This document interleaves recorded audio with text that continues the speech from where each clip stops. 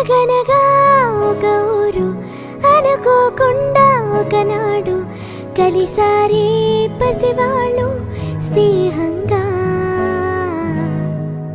సంతోషమంతా రెక్కలుగా రివ్వంటూ ఎగిరే పక్షులుగా ఆకాశమంతా ఆటాడుకుంటూ ఉన్నారు సరదాగా. ఒకరేమో సీను ఒకరేమో చున్ను కలిసారే